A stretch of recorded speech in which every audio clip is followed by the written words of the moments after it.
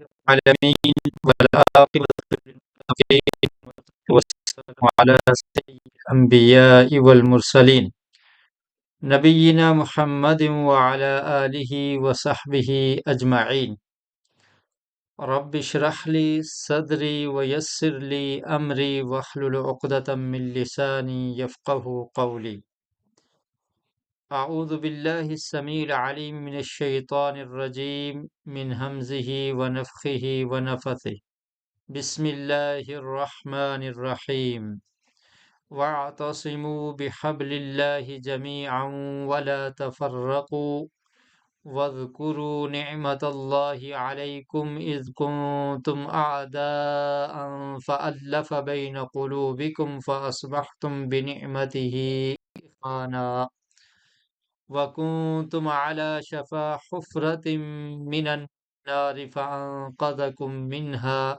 كذلك يبين الله لكم آياته لعلكم تهتدون سورہ آل عمران پارہ نمبر 4 اور آیت نمبر 103 مضبوط پکڑو رسی کو، اللہ کی رسی کو مضبوطی سے تھامنے اور جماعت کو لازم پکڑنے کا حکم۔ وَاعْتَصِمُوا، وَاعْتَصِمُوا کا مطلب ہے اور مضبوطی سے پکڑ لو۔ اعتصام کہتے ہیں مضبوطی سے پکڑنا، مضبوطی سے تھامنا۔ تو وَاعْتَصِمُوا فعل امر ہے، امر کا صیغہ ہے، جمع کے لیے ہے۔ فرمایا وَاعْتَصِمُوا کہ تم سب مضبوطی سے پکڑ لو، تھام لو، بحبل اللہ، اللہ کی رسی کو۔ حبل کہتے ہیں رسی کو، اور بحبل اللہ کا معنی ہوگا اللہ کی رسی کو، جمیعاً سب کے سب۔ ولا تفرقوا اور نہ تم جدا جدا ہو جاؤ، اور نہ تم علیحدہ علیحدہ ہو جاؤ، آپس میں پھوٹ مت ڈالو، جدا جدا نہ ہو جاؤ۔ وَاذْكُرُوا اور تم یاد کرو نعمت اللہ، اللہ کی نعمت کو، علیکم جو تم پر تھی، جو تم پر اللہ کی نعمت ہے اس کو یاد کرو۔ وہ نعمت کیا ہے؟ اذ کنتم اعداء کہ جب تھے تم، اعداء دشمن، عدو کی جمع کیا ہے؟ اعداء، کہ جب تھے تم آپس میں دشمن تھے، فَأَلَّفَ بین قلوبکم تو الفت پیدا کر دی۔ الف کا مطلب ہے الفت، محبت، الفت ڈال دی، بین قلوبکم تمہارے دلوں کے درمیان۔ قلوب قلب کی جمع ہے، قلوب مطلب کیا ہے؟ دل۔ تو قلوبکم کا مطلب کیا ہوگا؟ تمہارے دلوں میں۔ تو الفت ڈال دی تمہارے دلوں میں، فَأَصْبَحْتُمْ تو ہوگے تم، بِنِعْمَتِهِ اس کی نعمت سے، اخوانا بھائی بھائی۔ وَكُنْتُمْ اور تھے تم، عَلَى شَفَا حُفْرَةٍ، عَلَى کا مطلب ہے پر، شفا کا مطلب کنارہ، حفرتن کا مطلب کیا ہے؟ گڑھا۔ تو تم گڑھے کے کنارے پر تھے، من الناری آگ سے، یعنی آگ کے گڑھے کے کنارے پر تم تھے، فَأَنْقَذَكُمْ تو اس نے بچایا تمہیں، منہا اس سے، کذالک اسی طرح، یبین اللہ بیان کرتا ہے اللہ تعالی، واضح کرتا ہے اللہ، لکم تمہارے لیے، آیاتی ہی اپنی نشانیاں، اپنی آیات، لعلکم تہتدون تاکہ تم ہدایت پا جاؤ، تاکہ تم ہدایت کو اختیار کر لو، تاکہ تم ہدایت پاؤ۔ تو اس آیت میں اللہ کی رسی کو مضبوطی سے تھامنے کا حکم ہے۔ وَاعْتَصِمُوا بِحَبْلِ اللَّهِ کہ تم سب مل کر اللہ کی رسی کو مضبوطی سے تھام لو۔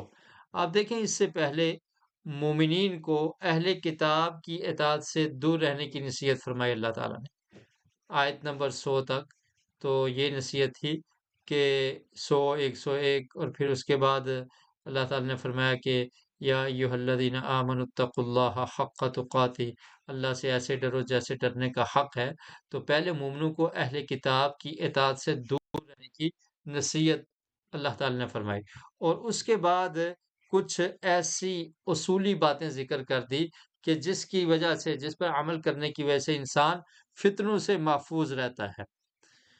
اس میں سے ایک نصیحت کیا کی، یا ایھا الذین آمنوا اتقوا اللہ حق تقاتہ ولا تموتن الا وانتم مسلمون، سورہ آل عمران کی آیت 102 جو پچھلے سبق میں ہم نے پڑھی تھی۔ فرمایا کہ اے ایمان والو، اللہ سے ڈرو جیسے ڈرنے کا حق ہے، اس طرح سے ڈرو جیسے اللہ سے ڈرنے کا حق ہے۔ اور جو شخص اللہ سے ایسے ڈرتا ہے جیسے ڈرنے کا حق ہے، تو پھر کیا ہے، وہ گناہوں سے دور ہو جائے گا، گناہوں سے بچ جائے گا، فتنوں سے بچ جائے گا۔ اور پھر اس کے بعد فرمایا کہ اللہ کی رسی کو مضبوطی سے تھام لو۔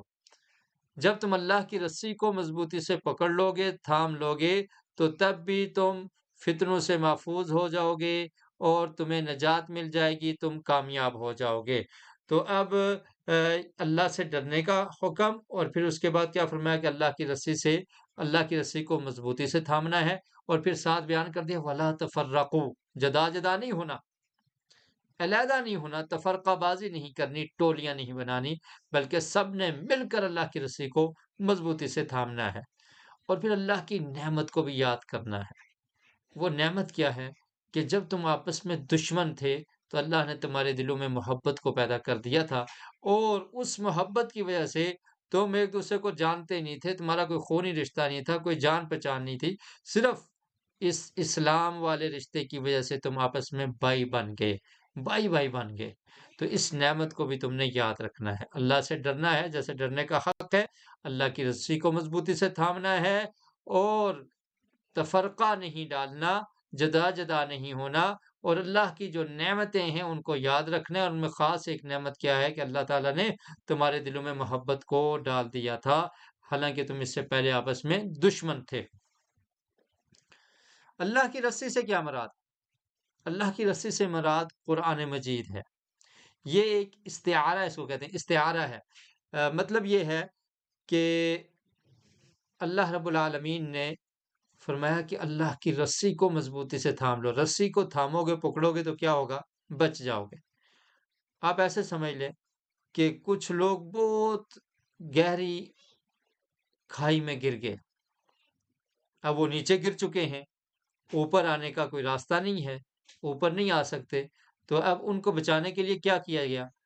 اوپر سے ایک رسی پھینکی جاتی ہے، جو اس رسی کو پکڑیں گے اور اس کے ذریعے اس کھائی سے باہر نکل آئیں گے تو وہ کیا ہے؟ کامیاب ہو جائیں گے۔ اسی طرح یہ استعارہ سمجھانے کے لیے اللہ تعالیٰ نے فرمایا کہ آسمان سے اللہ تعالیٰ نے قرآن مجید کی صورت میں ایک رسی کو اتارا ہے، جو اس کو پکڑے گا وہ نجات پا جائے گا، جو اس کو تھامے گا، پکڑے گا، اس پر عمل کرے گا، اس کو سمجھے گا، اس پر عمل کرے گا، وہ کامیاب ہو جائے گا۔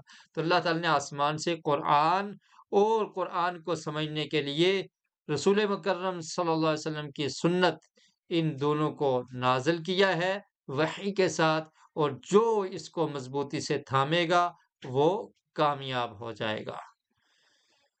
اور پھر فرمایا کہ اللہ کی نعمت کو بھی یاد کرنا ہے کہ تم دشمن تھے، یعنی اسلام سے پہلے مدینہ میں جو لوگ قبیلے آباد تھے، اوس اور خزرج، ان کی آپس میں دشمنیاں تھی، جنگیں ہوا کرتی تھی، اور یہ جنگیں ان کی نسل در نسل چلی جا رہی تھی، ایک دوسرے کے ساتھ تعصب اور جنگ اور جدال، لڑائی، یہ عام تھا۔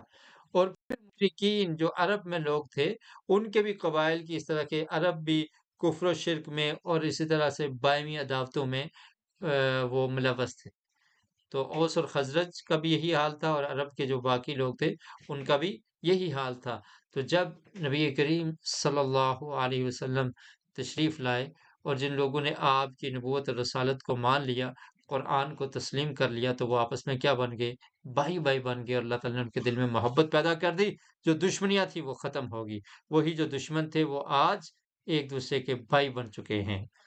اور پھر اللہ نے فرمایا وَكُنْتُمْ عَلَى شَفَا حُفْرَةٍ مِّنَ النَّارِ، اور دیکھو کہ تم جہنم کے گڑھے کے کنارے پر کھڑے تھے، یعنی یہ تمہاری گمراہی کی وجہ سے تم اس گڑھے میں گرنے والے تھے، اور تمہارے اندر دشمنیاں اور اس طرح کی عداوت اور ضلالت اور گمراہیاں، یہ تمام کی تمام چیزیں پائی جاتی تھی۔ اور گمراہی اور ضلالت کا سبب کیا تھا؟ اس کی وجہ سے تم نے جہنم میں جانا تھا، یعنی آگ کے گڑھے کے کنارے تھے، تم ہلاکت کے قریب تھے، فَأَنْقَذَكُم مِّنْهَا، تو اللہ تعالیٰ نے تمہیں اس سے بچا لیا۔ كَذَلِكَ يُبَيِّنُ اللَّهُ لَكُمْ آيَاتِهِ لَعَلَّكُمْ تَهْتَدُونَ، تو اللہ تعالیٰ ایسے ہی تمہاری لیے آیات کو کھول کھول کر بیان کرتا ہے کہ تاکہ تم ہدایت پا جاؤ۔ تو اللہ تعالیٰ کی اس نعمت کو یاد رکھو، اور کامیابی کس میں ہے کہ اللہ کو، اللہ کی رسی کو مضبوطی سے تھام لو۔ آج بھی اگر مسلمان کامیاب ہونا چاہتے ہیں تو وہی نسخہ کیمیا ہے، وہی نسخہ ہے جس نسخے پر عمل کر کے نبی کریم صلی اللہ علیہ وسلم کے دور کے لوگ کامیاب ہو گئے، جن کے بارے میں رب کے قرآن نے کہا رضی اللہ عنہم ورضوا عنہ، کہ اللہ تعالیٰ ان سے راضی ہو گیا، وہ اللہ سے راضی ہو گئے، جن کے بارے میں فرمایا کہ یہ ہدایت یافتہ لوگ ہیں، جن کے بارے میں فرمایا کہ یہ سچے لوگ ہیں، جن کے بارے میں فرمایا کہ یہ کامیاب لوگ ہیں۔ وجہ کیا تھی؟ انہوں نے حبل اللہ کو، اللہ کی رسی کو مضبوطی سے تھام لیا تھا، اور جدا جدا نہیں ہوئے تھے، تفرقہ بازی نہیں کی تھی، آپس میں مل کر انہوں نے اللہ کی رسی کو مضبوطی سے تھاما تھا، تو کامیاب ہو گئے۔ تو وہی چیز ہمارے پاس موجود ہے قرآن مجید کی صورت میں، پیارے رسول صلی اللہ علیہ وسلم کی سنت کی صورت میں، اور یہی حبل اللہ ہے۔ جو لوگ اس کو پکڑ لیں گے وہ کامیاب ہو جائیں گے، اور جو اپنی رائے اور اپنی اپنی جماعت اور اپنی اپنی جو گروہ ہیں ان کی، یا اپنے مفادات کی خاطر اپنی آرزوئیں اور اپنی جو تمنائیں ہیں ان کی خاطر اپنی اپنی مانیں گے، اپنی منمانی کریں گے، تو پھر کامیابی نہیں مل سکے گی۔ تو کامیابی کیا ہے کہ اللہ کی رسی کو مضبوطی سے تھام لیا جائے۔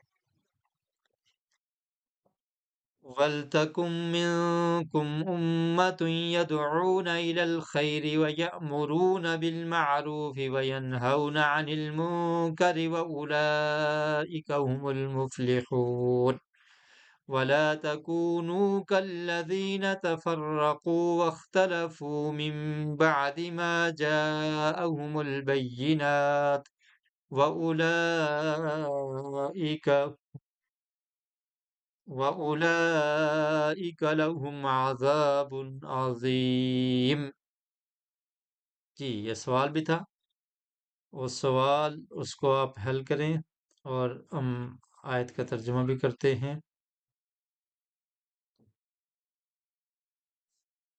یہ سوال کیا ہے؟ حفرہ، حفرہ، حفرتن کا معنی کیا ہے؟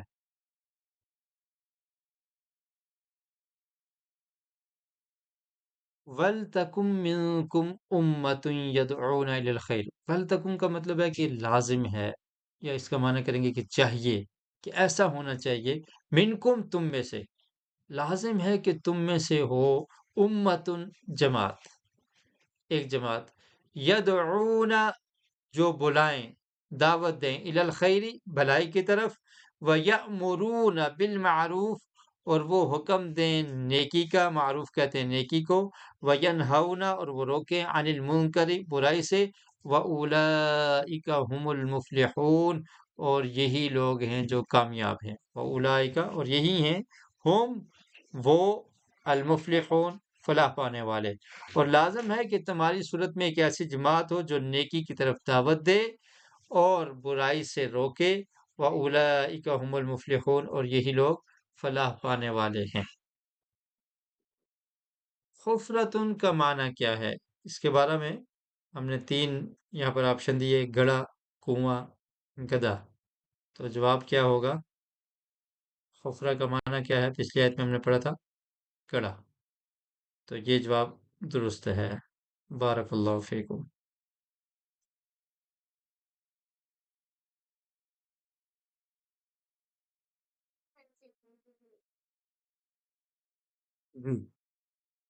تو خیر کی دعوت دو، وَلْتَكُن مِّنكُمْ أُمَّةٌ، فرمایا کہ تم میں سے ایک امت، ایک جماعت ایسی ہونی چاہیے۔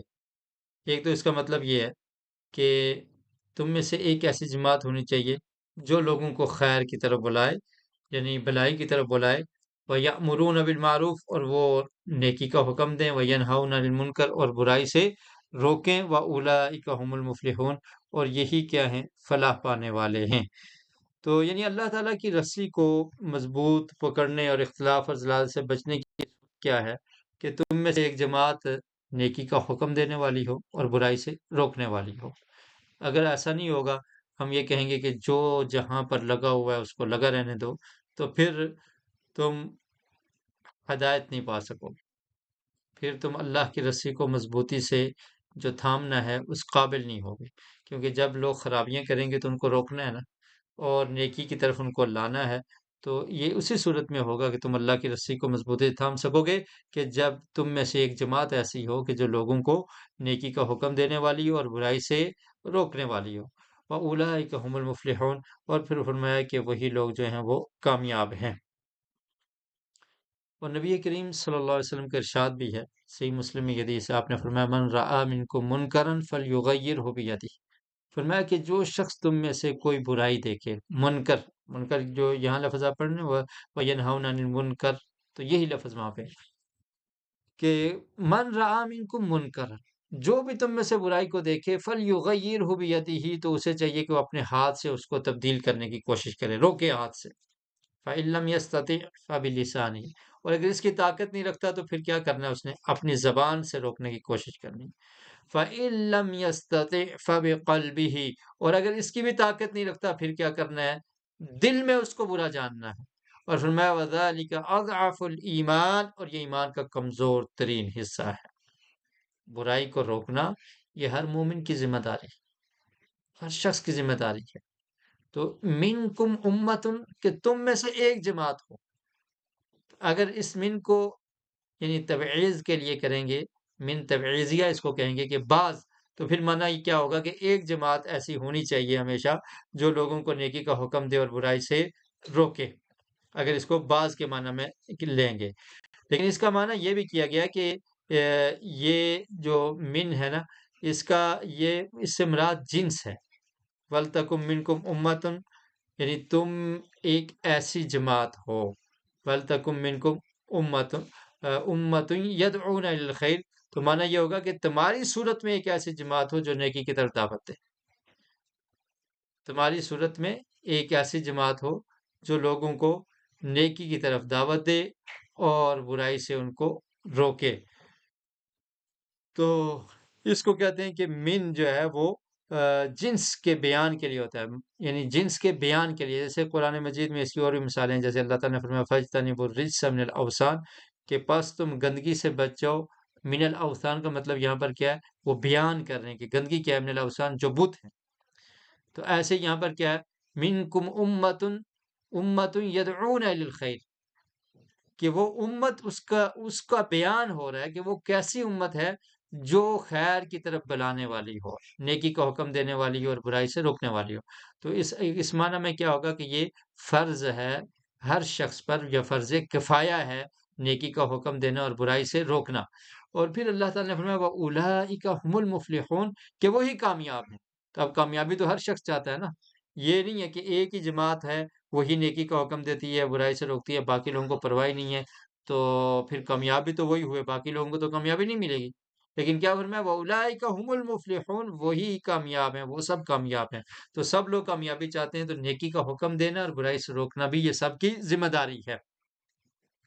باقی جو حدیث آپ نے سنی تو اس میں من رآ منکم منکرا فلیغیرہ بیدہ، کہ جو بھی تم میں سے برائی کو دیکھتا ہے اس کو اپنے ہاتھ سے روکے۔ تو یہ ہاتھ سے روکنا یہ جہاد ہے، جہاد فی سبیل اللہ، برائی کو ختم کرنے کے لیے ہاتھ سے روکنے کی کوشش کرنا، اور زبان کو استعمال کرنا یہ دعوت و تبلیغ ہے۔ ٹھیک ہے، تو یہ چیزیں ضروری ہیں۔ جب معاشرے میں یہ چیز رہے گی کہ برائی سے روکا جائے گا اور نیکی کا حکم دیا جائے گا، تو معاشرے کی اصلاح ہوگی اور لوگ دین پر قائم رہیں گے۔ اور ہمیشہ سے ایسے لوگ موجود رہنے چاہیے، اور ان کا وجود ضروری ہے کہ جو دین پر لوگوں کو عمل کرنے کی دعوت بھی دیں اور لوگوں کو دین پر عمل کروائیں۔ جیسے حکومتوں کی ذمہ داری ہوتی ہے نا کہ زکوٰۃ لینی ہے، ایسے ہی نماز پر لگانا ہے، تو برا جو کام ہوگا اس سے لوگوں سے روکنا ہے۔ بعض لوگ ہوتے ہیں کہ وہ صرف وعظ و نصیحت سے نہیں سمجھتے، تو ان کو سمجھانے کے لیے ہاتھ سے روکنے کی مراد کیا ہے کہ اگر کوئی برا کام کر رہا ہے تو اس کو روکا جائے، فورس کے ذریعے اس کو روکا جائے۔ مسلمان حکمرانوں کی ذمہ داری ہے کہ برائیاں ختم کی جائیں اور دین کو قائم کیا جائے، دین کو نافذ کیا جائے، توحید کو لوگوں کے سامنے بیان کیا جائے اور شرک کے راستوں سے روکا جائے، بدعات کے راستوں کو بند کیا جائے، فحاشی اور عریانی کے راستوں کو بند کیا جائے، روکا جائے۔ اگر ہم کہیں گے نہیں ٹھیک ہے، جو جہاں پہ لگا ہوا ہے اس کو لگا رہنے دو، ہم نے تو اپنی نماز پڑھنی ہے، اپنی تہجد پڑھنی ہے، ذکر و اذکار کرنے ہیں، ٹھیک ہے، وہ وی سی آر دیکھ رہا ہے، وہ فلمیں دیکھ رہا ہے، وہ ڈرامے دیکھ رہا ہے، وہ وقت ضائع کر رہا ہے، وہ فحاشی اور عریانی کی محافل منعقد کر رہا ہے، وہ حرام خوری کر رہا ہے، کوئی بات نہیں، کوئی پرواہ نہیں۔ تو پھر جب معاشرہ بگڑے گا تو جو چند لوگ نیک رہ جائیں گے، جب اللہ کا عذاب آتا ہے تو وہ بھی اس میں شامل ہو جاتے ہیں۔ تو اس لیے طریقہ کیا بتا دیا کہ تم ایسی امت ہو، تمہاری ذمہ داری کیا ہے، یدعون الی الخیر، خیر کی طرف بلانا ہے تم نے۔ اور پھر بعض لوگ کیا کرتے ہیں کہ صرف نیکی کی دعوت دیتے ہیں، بس ٹھیک ہے ہم نیکی کی طرف دعوت دے رہے ہیں لوگوں کو، برائی سے نہیں مانا کرتے، تو وہ بھی تبلیغ کا صحیح انداز نہیں ہے۔ تبلیغ میں کیا چیزیں ہیں، یأمرون بالمعروف وینہون عن المنکر، اگر آپ صرف نیکی بتائی جائیں گے، بتاتے رہیں گے، برائی سے روکیں گے نہیں، تو پھر اس کا اثر نہیں ہوگا، پھر اس کا فائدہ نہیں ہوگا۔ برائی سے روکنا اور نیکی پر لگانا یہ دونوں چیزیں ہیں۔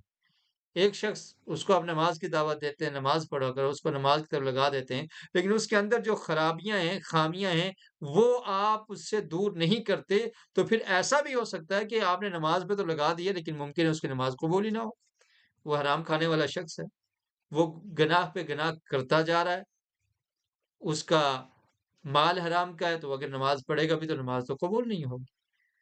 تو مطلب کیا ہے کہ نیکی کا حکم بھی دینا اور برائی سے بھی روکنا ہے۔ وَلَا تَكُونُوا كَالَّذِينَ تَفَرَّقُوا، اور نہ تم ہو جاؤ کالذین، ان لوگوں کی طرح، تفرقوا جو جدا جدا ہو گئے، جنہوں نے فرقہ بندی کی، جو تفرقے میں پڑ گئے، علیحدہ علیحدہ ہو گئے، وَاخْتَلَفُوا، اور ان نے اختلاف کیا، من بعد، بعد اس کے کہ ما جاءہم البینات، کہ آ گئی ان کے پاس واضح نشانیاں، واضح نشانیاں، واضح دلائل آ جانے کے بعد انہوں نے کیا کیا، اختلاف کیا۔ فرمایا ان لوگوں کی طرح نہ ہو جانا جو تفرقہ بازی میں پڑ گئے اور واضح دلائل آ جانے کے بعد بھی اختلاف کرتے رہے۔ وَأُولَئِكَ لَهُمْ عَذَابٌ عَظِيمٌ، یہی وہ لوگ ہیں ان کے لیے بڑا عذاب ہے۔ تو یہاں مراد اہل کتاب ہیں۔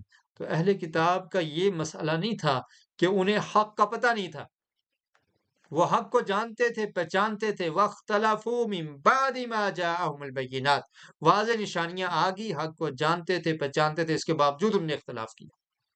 کس لیے؟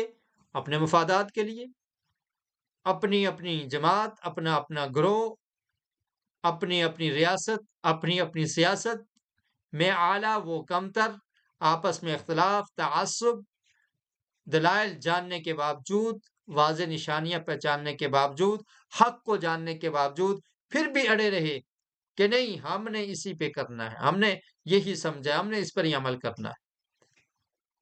تو کیا ہوا؟ اس وجہ سے انہوں نے، اللہ تعالیٰ نے فرمایا ان کی طرح نہ ہو جانا، کہ حق جاننے کے باوجود انہوں نے اختلاف کیا اور اپنی اپنی ٹولیاں بنا لی، تفرقہ بازی اختیار کر لی، اور جو اصل حقائق تھے، جو حق تھا، اس سے وہ دور ہو گئے۔ آج بھی جو مسلمانوں میں تفرقہ بازی ہے، اس کا سبب بھی یہی ہے۔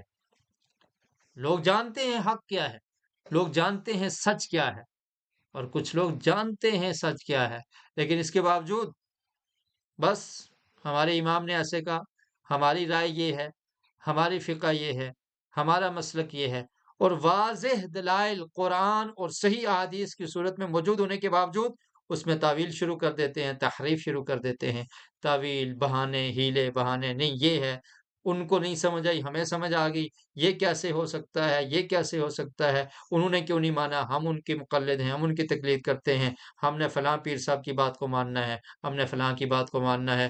جو حق تھا، جو اللہ کی رسی تھی، دلائل تھے، واضح نشانیاں، صحیح 100% صحیح چیز پہچاننے کے باوجود بس ہیلے بہانے، ہمارا معاشرہ نہیں مانتا، ہمارے آباء و اجداد نہیں مانتے، ہماری جماعت نہیں مانتی، ہمارا مسلک نہیں مانتا، تو کیا وجہ ہو، کیا بنا؟ آپس میں اختلافات شروع کر دی۔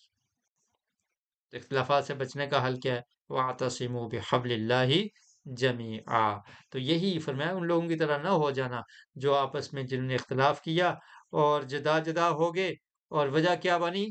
حق کو پہچاننے کے باوجود صرف اپنے مفاد کی وجہ سے، تعصب کی وجہ سے انہوں نے اس چیز کو جاری رکھا۔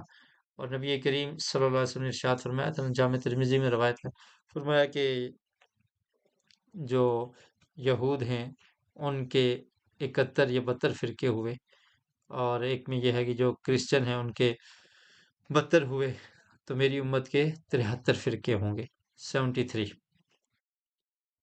اور پھر فرمایا کہ ان میں سے کامیاب کون ہوگا؟ سب جہنم میں جائیں گے مگر ایک کامیاب کون ہوگا؟ ما انا علیہ و اصحابی، جو طریقہ میں لایا ہوں اس پر رہیں گے، اور جو میرے صحابہ نے بتایا اس پر رہیں گے۔ جس پر میں ہوں اور میرے صحابہ ہیں اس طریقے پر عمل کریں گے تو وہ کامیاب ہو جائیں گے۔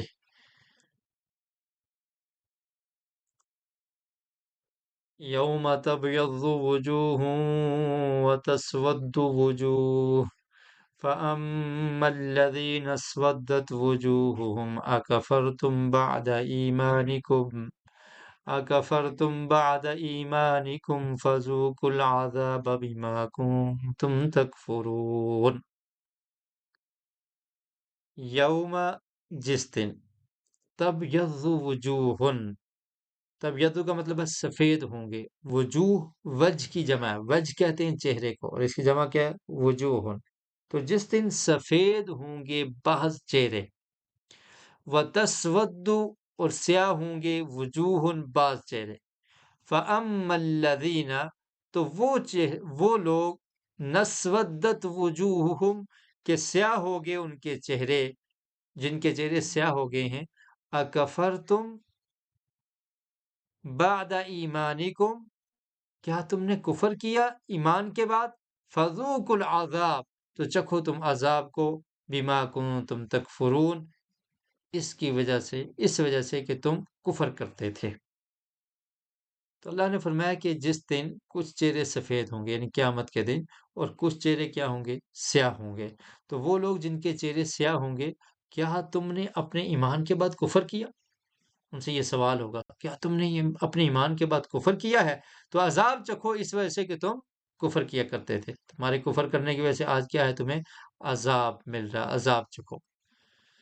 تو اس سے ظاہر یہ معلوم ہو رہا ہے، یہ پتہ چل رہا ہے کہ وہ لوگ جو ایمان لانے کے بعد جن نے کفر کیا، اکفرتم بعد ایمانکم، یعنی مومن تھے تو پھر کیا ہوئے؟ کافر بن گئے، تو ان کو اللہ تعالیٰ نے فرمایا فذوقوا العذاب، کہ تم عذاب چکھو، ٹھیک ہے، آج تمہارے لیے عذاب ہے۔ تو اس سے کیا مراد ہیں؟ مرتدین، جو دین کو چھوڑ گئے، یعنی ظاہری یہ معلوم ہو رہا ہے، لیکن در حقیقت اس سے مراد تمام کافر، جو بھی، تمام کافروں کو یہ شامل ہے، کیونکہ روز اول اللہ تعالی نے سب سے یہ اقرار لیا تھا کہ تم اللہ کی اطاعت کرو گے اور اللہ رب العالمین کے ساتھ کسی کو شریک نہیں ٹھہراؤ گے۔ تو سب نے اس کا کیا کیا؟ اقرار کیا۔ اور پھر نبی کریم صلی اللہ علیہ وسلم کا بھی ارشاد ہے کہ جو بچہ بھی پیدا ہوتا ہے وہ کس پر پیدا ہوتا ہے؟ فطرت پر، فطرت اسلام پر۔ تو گویا کہ وہ پہلے سے یہ چیز ان کے ذہن میں تھی، اللہ کی وحدانیت اور فطرت اسلام موجود تھی، اس کے باوجود انہوں نے کفر کیا، انکار کیا۔ تو اس سے مراد تمام کافر بھی ہیں، منافق بھی ہیں، اور جو مرتد ہو گئے وہ بھی ہیں، اور اسی طرح جو بھی دین کا انکار کر کے یا دین میں تبدیلی کر کے اپنے پاس سے کچھ بناتا ہے، جو بدعات کرتے ہیں، تو وہ بھی اس میں شامل ہیں۔ اللہ معاف فرمائے۔ تو فرمایا کہ قیامت کے دن کیا ہوگا؟ بعض چہرے تو سفید ہوں گے، بعض سیاہ ہوں گے۔ جو سیاہ ہوں گے تو ان سے پوچھا جائے گا اکفرتم بعد ایمانکم، ایمان لانے کے بعد تم نے کفر کیا؟ ان تمہیں صحیح اور حق بات پتہ چل گئی، پھر بھی تم دین میں تحریف کرتے رہے، تبدیلیاں کرتے رہے، اور تمہیں پتہ تھا حق کیا ہے، پھر بھی تم نے دین کو قبول نہیں کیا۔ آج بھی بعض ایسے نان مسلمز ہیں نا، ان سے آپ ملیں گے، وہ مانتے ہیں، تسلیم کرتے ہیں کہ ہم سمجھتے ہیں کہ دین اسلام ہی سچا دین ہے، ہم سمجھتے ہیں کہ پیارے رسول صلی اللہ علیہ وسلم آخری پیغمبر اور رسول ہیں، لیکن کہتے ہیں بس ہم نہیں مان سکتے، زندگی گزر گئی ہے، ہمارے آباء و اجداد ایسے تھے، ہم بھی ایسے تھے، اب ہم ان چیزوں کو چھوڑ نہیں سکتے۔ تو کیا ہے؟ اکفرتم بعد ایمانکم، ایمان کے بعد، یعنی ماننے کے بعد، تسلیم کرنے کے بعد پھر بھی کفر کرتے ہو، تو پھر جہنم کے عذاب سے تمہیں کوئی نہیں بچا سکے گا۔ فذوقوا العذاب، عذاب چکھو تمہارے کفر کی وجہ سے، کیا عذاب۔ جو برائی کو دیکھے اسے کیا کرنا چاہیے؟ جی، اس کا آنسر قلم سے روکے، اگر استطاعت نہ ہو تو خاموش رہے۔ کچھ لوگوں نے جواب یہ دیا ہے، اور کچھ نے جواب دیا کہ ہاتھ سے روکے اگر استطاعت نہ ہو، زبان سے اگر استطاعت نہ ہو تو دل میں اس کو برا جانا۔ یہ جواب درست ہے، 83% لوگوں کا جواب درست ہے۔ بارک اللہ فیکم۔ یہ ابھی ہم نے حدیث بیان کی تھی نا، تو اس میں یہ چیز واضح ہوئی تھی کہ اگر برائی کو دیکھے تو مومن کی کیا ذمہ داری اور کیسے اس نے اس کو روکنا ہے، پہلے ہاتھ سے، پھر زبان سے، اور پھر اگر اس کی استطاعت بھی نہیں رکھتا دل میں برا جانے۔ وذالک اضعف الایمان، اور فرمایا کہ یہ ایمان کا کمزور ترین حصہ ہے۔ وَأَمَّا الَّذِينَ ابْيَضَّتْ وُجُوهُهُمْ فَفِي رَحْمَةِ اللَّهِ هُمْ فِيهَا خَالِدُونَ، اور وہ لوگ جن کے چہرے سے سفید ہوں گے قیامت کے دن، یعنی جن کے چہرے چمک رہے ہوں گے، اللہ کی طرف سے نور میسر ہوگا، سفید ہوں گے، ففی رحمت اللہ، تو وہ اللہ کی رحمت میں ہوں گے، ہم فیہا خالدون، وہ اس میں ہمیشہ رہیں گے۔ یعنی اب جب دنیا کی زندگی ختم ہوگی تو آخر کی زندگی تو ہمیشہ کی والی ہے نا۔ جو کامیاب ہو گیا ہمیشہ کا کامیاب، اور جو ناکام ہوا، نامراد ہوا، تو پھر اس کی ناکامی بھی ہمیشہ کی ہے۔ اللہ معاف فرمائے۔ تو جن کے چہرے سفید ہوں گے ففی رحمت اللہ، اللہ کی رحمت میں ہوں گے، ہم فیہا خالدون، اور اس میں ہمیشہ رہیں گے۔ تلک آیات اللہ نتلوها علیک بالحق، تلک آیات اللہ، یہ اللہ کی آیات ہے، نشانیاں ہیں، اللہ ہی کی نشانیاں ہیں۔ تل کا، یہ اللہ کی آیات ہیں۔ آیات اللہ کا مطلب کیا؟ اللہ کی آیات ہیں۔ نتلوہا، ہم پڑھتے ہیں ان کو، علیہ کا، آپ پر، بالحق، حق سے۔ وما اللہ یرید ظلما للعالمین، اور اللہ تعالیٰ ارادہ نہیں کرتا ظلم کا جہان والوں کے لیے، اور اللہ تعالیٰ جہانوں پر کوئی ظلم نہیں چاہتا، ظلم کا ارادہ نہیں کرتا۔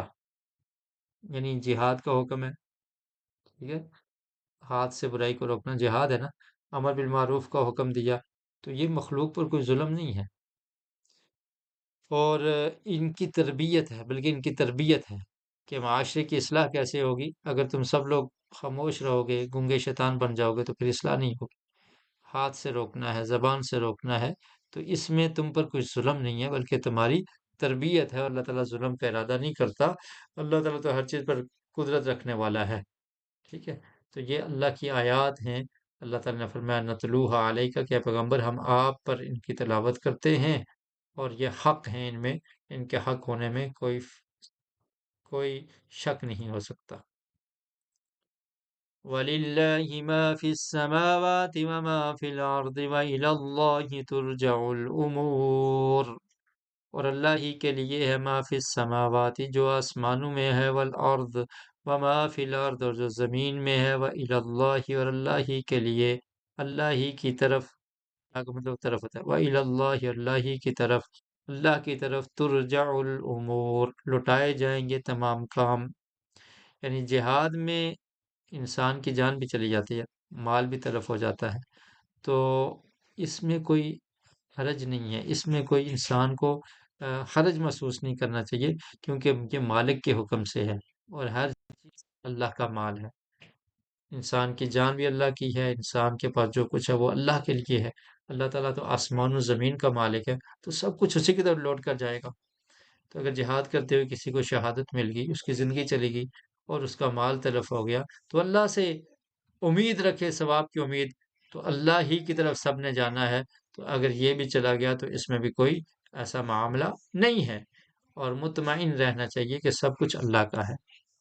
اسی لیے کسی مصیبت پر جو ہمیں حکم ہے نا، وہ یہی ہے کہ ہم یہ پڑھیں، جب کوئی مصیبت آ جائے، پریشانی آ جائے، تو کیا کرنا ہے؟ انا للہ و انا الیہ راجعون، کہ بے شک ہم اللہ کے لیے ہیں، و انا الیہ، اور اسی کی طرف راجعون، لوٹ کر جانا ہے، تو سب معاملات اسی کی طرف لوٹیں گے۔ سوال آپ سے کیا گیا تھا کہ تبیض وجوہ کا معنی کیا ہے؟ وجہ ان کی جمع وجوہ ہے، ٹھیک ہے، تو جواب ماشاءاللہ سب نے درست دیا ہے کہ اس کا معنی کیا ہے؟ سفید ہوں گے۔ تبیض کا معنی کیا ہے؟ سفید۔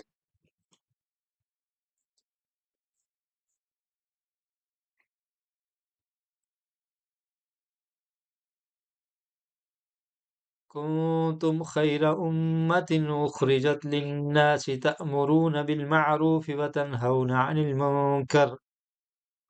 وتنهون عن المنكر وتؤمنون بالله ولو آمن أهل الكتاب لكان خيرا لهم منهم المؤمنون وأكثرهم الفاسقون.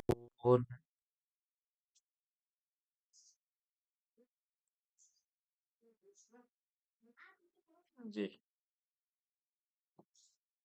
کنتم خیر امتن، تم بہترین امت ہو.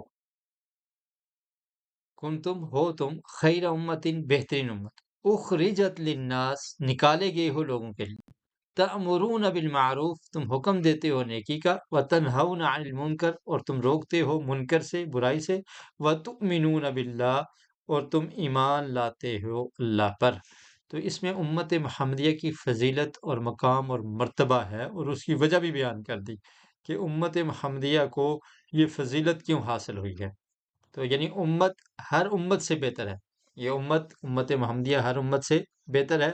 اور اس کی وجہ کیا ہے؟ اس کے اندر دو صفات ہیں. پہلی صفت کیا ہے؟ امر بالمعروف، یعنی جہاد اور ایمان، توحید کا پابندی، اور اس قدر کسی اور دین میں نہیں ہے جس طرح سے اس امت میں ہے.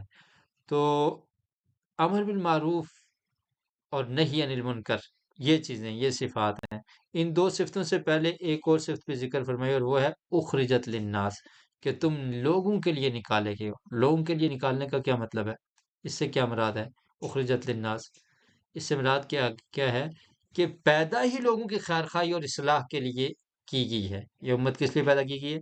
پیدا ہی لوگوں کی خیرخواہی اور اصلاح کے لیے پیدا کی گئی ہے. یہ مطلب ہے اخرجت للناس، تم لوگوں کے لیے نکالے گئے ہو. تو امر بالمعروف اور نہی عن المنکر، یہ ایک فریضہ ہے، اور یہ اس امت کی ذمہ داری ہے. تو اس میں ایک تو مراد یہ ہے کہ یہ امت تمام امتوں سے بہتر ہے. اور ایک معنی اس کا یہ بھی ہو سکتا ہے، اور بعض مفسرین نے کیا ہے، کہ امت تمام امتوں سے بہتر ہے. ایک معنی یہ ہے. اور دوسرا معنی یہ ہے کہ یہ خطاب کس کو ہے؟ صحابہ کرام رضی اللہ عنہم کو ہے، کہ تم پوری امت محمد صلی اللہ علیہ وسلم سے بہتر ہو. کیونکہ امر بالمعروف اور نہی عن المنکر یہ صحابہ کرام میں بدرجہ اتم پایا جاتا تھا، اور اس سے صحابہ کی فضیلت بھی معلوم ہوتی ہے.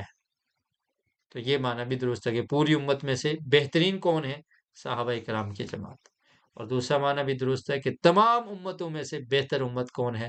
امت محمدیہ صلی اللہ علیہ وسلم. ٹھیک ہے، امت محمد صلی اللہ علیہ وسلم، یہ امت بہتر ہے. اور بہتر تب ہی ہوگی جب اس میں یہ صفات پائی جائیں گی، کہ وہ لوگوں کی اصلاح اور بھلائی کریں گے، لوگوں کو نیکی کا حکم دیں گے اور برائی سے روکیں گے. تو تب بہتر ہوگی. اگر اپنا کام چھوڑ دیں گے تو پھر وہ بہتری شیطری نہیں رہے گی. ٹھیک ہے. تو اگر پوری امت تمام امتوں سے بہتر ہے، تو اس میں بھی جو امت کے جو اول افراد ہیں وہ صحابہ کرام ہیں، تو وہ پھر بھی اس میں شامل ہیں.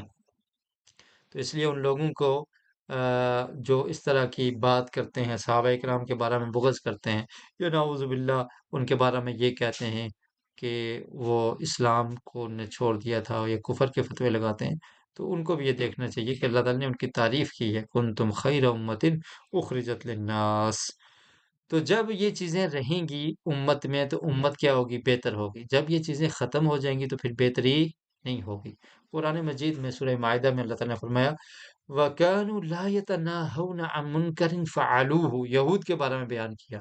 ان کو فضیلت ملی تھی نا، تو فرمایا کہ ان پر ذلت اور جو مسکنت تھی، آگے ہم پڑھیں گے بھی، اور اس کی وجہ کیا تھی کہ وہ برائی سے روکتے نہیں تھے. لا يتناهون عن منکر فعلوه، جو لوگ برا کام کرتے تھے ان کو روکتے نہیں تھے، تو پھر کیا ہوا؟ ذلیل و خوار ہو گئے. اور اگر ہم بھی ایسا ہی کریں گے کہ وہ چھوڑ دیں گے وہ کام جس کے لیے ہمیں بہتر قرار دیا گیا، کہ برائی سے روکنا ہے، لوگوں کی بھلائی کا سوچنا ہے، لوگوں کو نیکی کا حکم دینا ہے، تو پھر ہم بھی بہتر نہیں رہیں گے. نام کی بہتر کہتے رہے نا.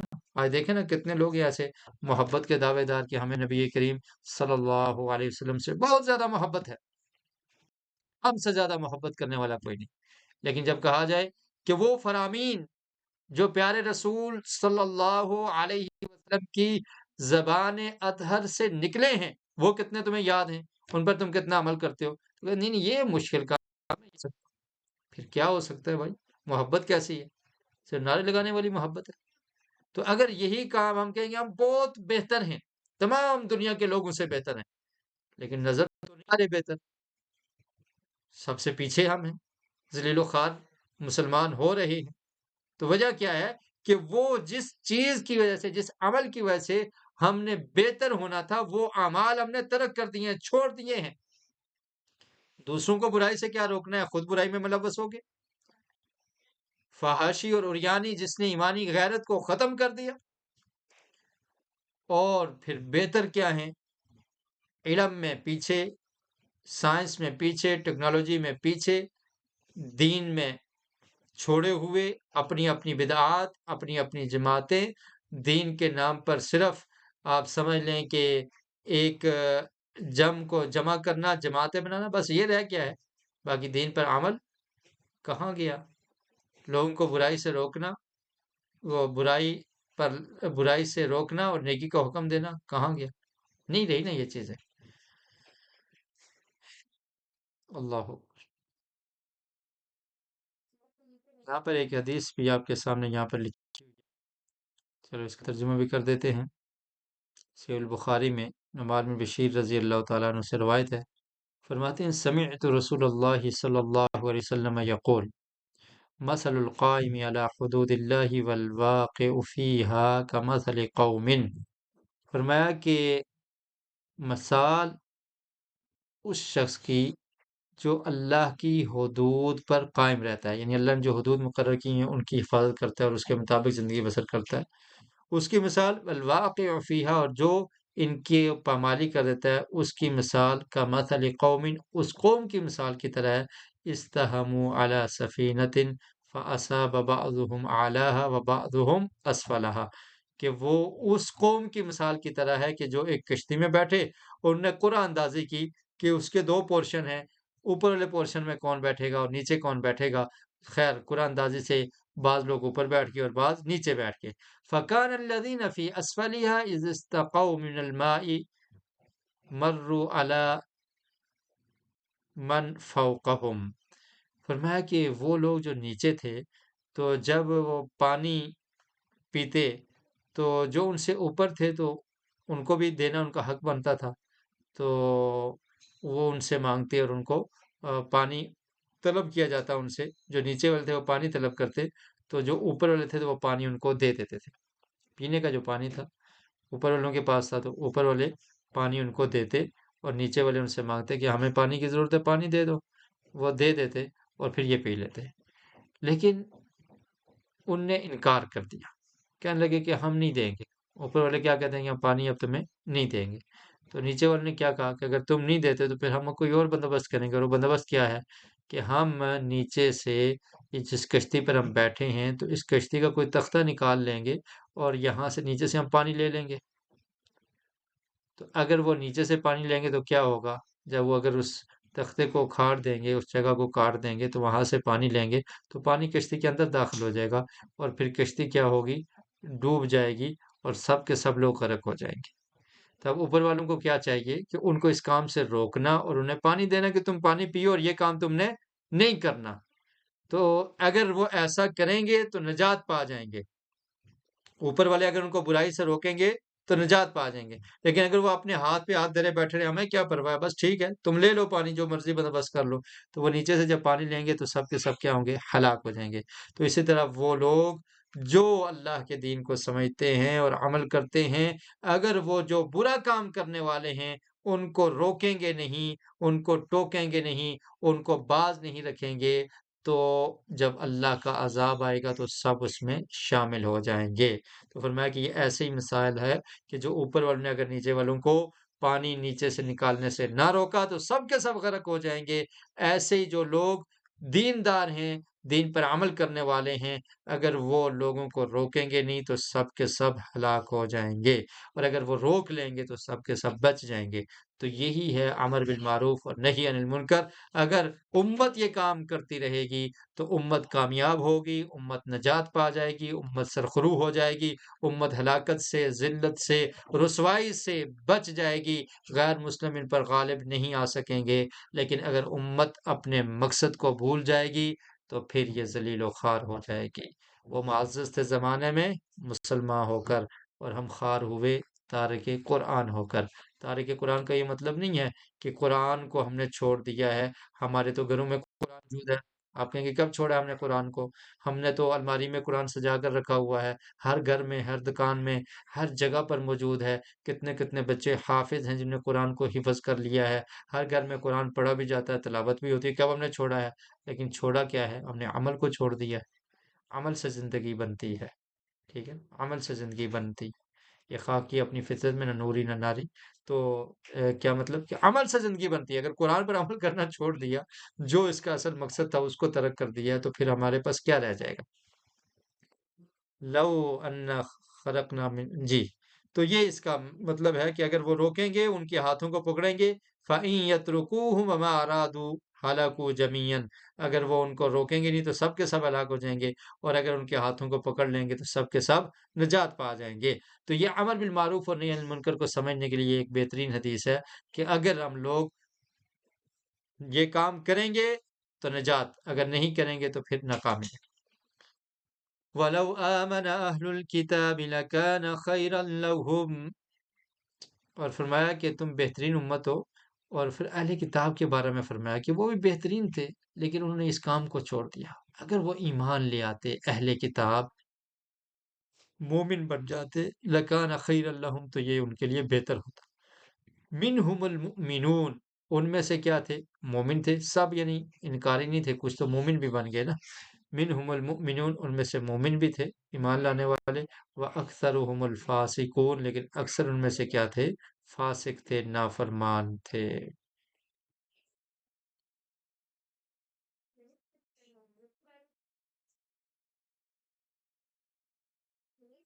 جی، سوال کیا تھا؟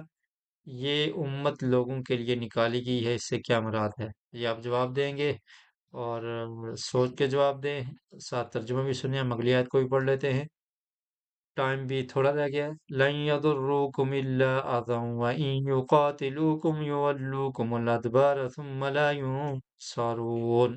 اب یہود کے بارے میں فرمایا وَلَوْ آمَنَ أَهْلُ الْكِتَابِ لَكَانَ خَيْرًا لَهُمْ، کہ اگر وہ ایمان لے آتے، مومن بن جاتے، مسلمان بن جاتے، کیونکہ جانتے تو تھے نبی کریم صلی اللہ علیہ وسلم کی خبر ان کی کتابوں میں موجود تھی، خوشخبریاں موجود تھی، جانتے تھے، تو اگر ایمان لے آتے تو ان کے لیے بہت بہتر ہوتا۔ کچھ ان میں سے ایمان لے آئے لیکن اکثر کیا تھے؟ فاسق ہی تھے، نافرمان تھے۔ تو فرمایا کہ یہ جو یہود ہیں یہ بڑے ہی ڈرپوک ہیں۔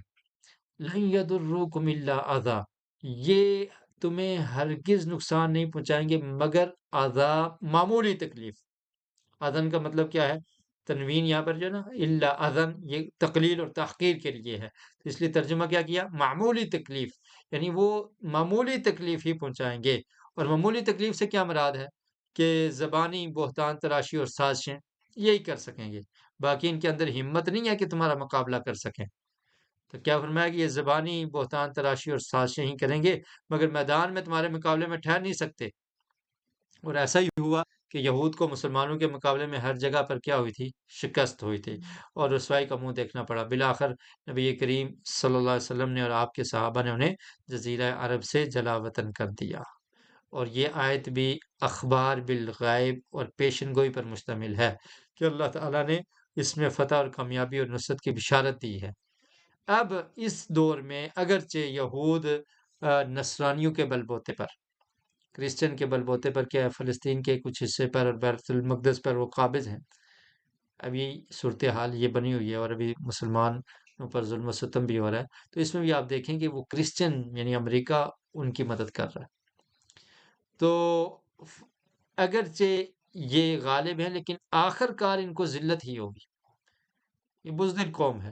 تو یہاں پر بھی اس وقت صحابہ کرام چونکہ غیرت ایمانی سے معمور تھے اور وہ خیر امت تھے، تو کیا ہوا؟ ان کو رسوائی ہوئی۔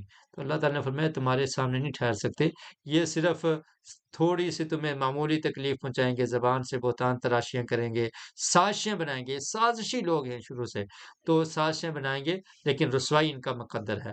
اور پھر رسوائی کیا ہوئی؟ جب بھی مسلمانوں کے خلاف انہوں نے کچھ کیا تو مدینہ میں رہتے ہوئے جو ان کے خلاف جنگیں ہوئی، جنگ خندق میں انہیں سازش کی، تو پھر اس کے بعد ان کو وہاں پر رسوائی ہوئی بنو قریظہ کی صورت میں، اور اس کے بعد پھر مدینہ سے ان کو نکال دیا گیا، اور پھر ان کو جزیرہ عرب سے ہی نکال دیا گیا۔ تو یہ مسلمانوں کا مقابلہ نہیں کر سکتے تھے، لیکن یہ اس طرح کی بہتان تراشیاں اور سازشیں کرنا یہ ان کا کام تھا۔ تو ابھی بھی یہ لوگوں کی مدد سے، خود اکیلے نہیں، لوگوں کی مدد سے، پیچھے ہے نا کوئی، تو ان کی مدد سے ابھی فلسطین میں اس طرح سے قابض ہیں۔ لیکن ایک وقت آنے والا ہے کہ جب یہ لوگ، ان کی ذلت ان کا مقدر بن جائے، اور پھر یہ یہاں سے بھاگیں گے، اور مسلمانوں کے ساتھ جب یہود کی جنگ ہوگی تو اس وقت پتھر اور درخت بھی مسلمان کو بلا کر کہے گا کہ اے مسلم، یہ میرے پیچھے یہودی چھپا ہوا ہے، اسے قتل کر دے۔ یہ احادیث میں موجود ہے، صحیح مسلم میں کتاب الفتن میں، قیامت سے پہلے ایسا ہوگا کہ جس درخت کے پیچھے، پتھر کے پیچھے یہودی چھپے گا تو وہ بول کر کہے گا کہ مسلمان یہودی یہاں پر چھپا ہوا، آ کر اس کو قتل کرتے۔ تو یہ ذلیل و خوار ہوں گے۔ تو اللہ کی طرف سے آزمائشیں بھی ہوتی ہیں، امتحان بھی ہوتا ہے، اور پھر ایسا ہوتا ہے کہ ہماری بدعمالیاں بھی بہت زیادہ ہیں، اللہ تعالیٰ ہمیں معاف فرمائے۔ تو فرمایا کہ لن یضروکم الا اذی، کہ صحابہ کرام کے بارے میں فرمایا کہ تمہیں ہرگز نقصان نہیں پہنچائیں گے، الا اذی، مگر معمولی تکلیف۔ وَإِن يُقَاتِلُوكُمْ، اور اگر وہ لڑائی کریں تم سے، يُوَلُّوكُمُ الْأَدْبَارَ، تو وہ پیٹھ پھیر کر بھاگ جائیں گے۔ لوکم پھیریں گے، الادبار دوبر کی جمع ہے، پیٹھوں کو پھیریں گے، پیٹھیں پھیر دیں گے، ثم لا ينصرون، پھر وہ مدد بھی نہیں کیے جائیں گے۔ جی، سوال تھا یہ امت لوگوں کے لیے نکالی گئی ہے، اس سے کیا مراد ہے؟ میرے خیال میں سب نے صحیح جواب دیا ہے کہ لوگوں کی اصلاح اور خیر خواہی کے لیے پیدا کی گئی ہے۔ بارک اللہ فیکم۔ آگے چلتے ہیں۔ ضربت علیہم الذلۃ اینما ثقفوا الا بحبل من اللہ وحبل من الناس وباءوا بغضب من اللہ وضربت علیہم المسکنہ ذلك بأنهم كانوا يكفرون بآيات الله ويقتلون الأنبياء بغير حق ذلك بما عصوا وكانوا يعتدون۔ جی، اس کا ترجمہ سنیے، آپ کے سامنے ابھی آ جائے گی یہ آیت۔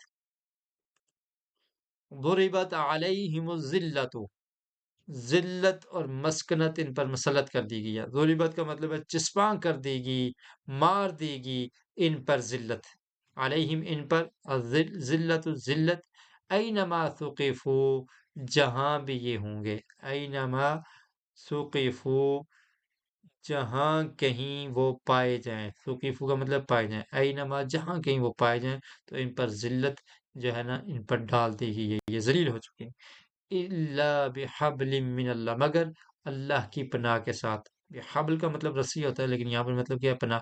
اللہ کی پناہ کے ساتھ، وحبل من الناس، اور لوگوں کی پناہ کے ساتھ، وباؤ، اور وہ لوٹے بغضب من اللہ، اللہ کی طرف سے غضب لے کر، وضربت علیہم المسکنہ، اور ڈال دی گئی ان پر محتاجی، ذالک، یہ اس وجہ سے کہ بِأَنَّهُمْ، کہ بے شک وہ تھے، کانو تھے، یکفرون، کفر کرتے، بھی آیات اللہ، اللہ کی آیات کا، وَيَقْتُلُونَ الْأَنْبِيَاءَ بِغَيْرِ حق، اور قتل کرتے تھے انبیاء کو بغیر حق کے، ذالک، یہ اس وجہ سے، بما عصوا، جو انہوں نے نافرمانیاں کی، وَكَانُوا يَعْتَدُونَ، اور تھے وہ حد سے تجاوز کرنے والے۔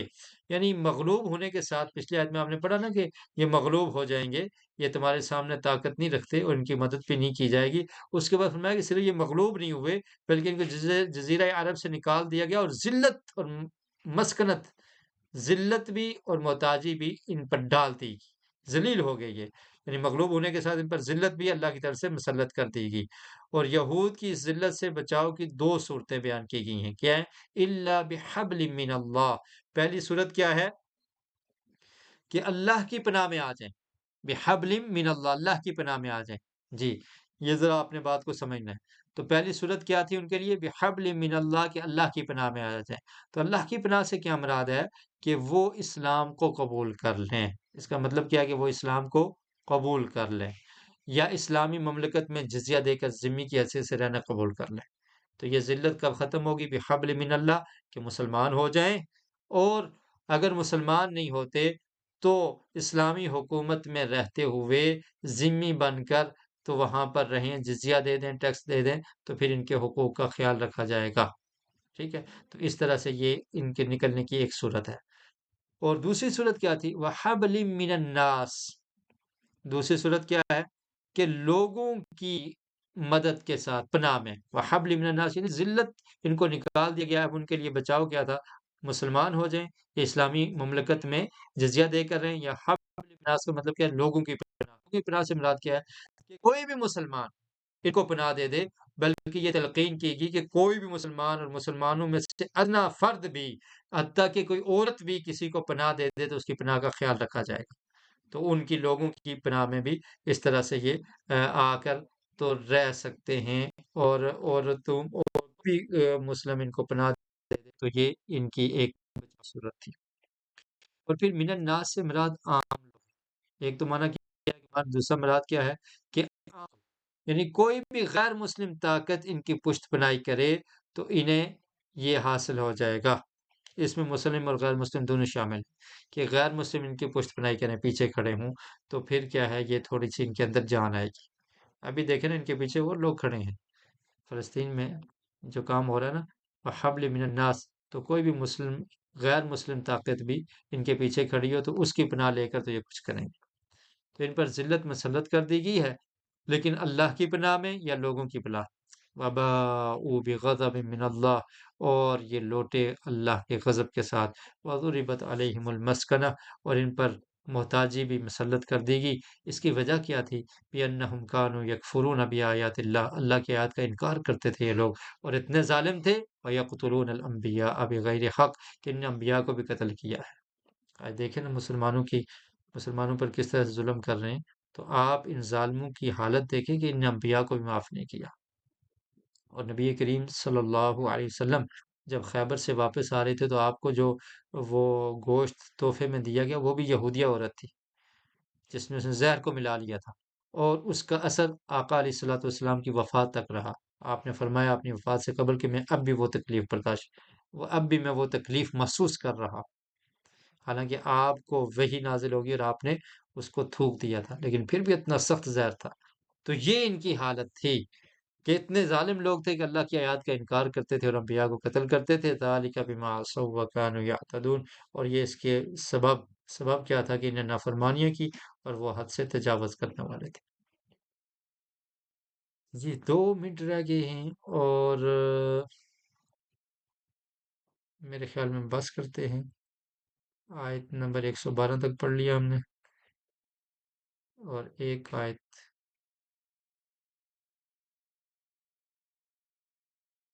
جی اس کو اگلے سبق میں پڑھیں گے انشاءاللہ الرحمن۔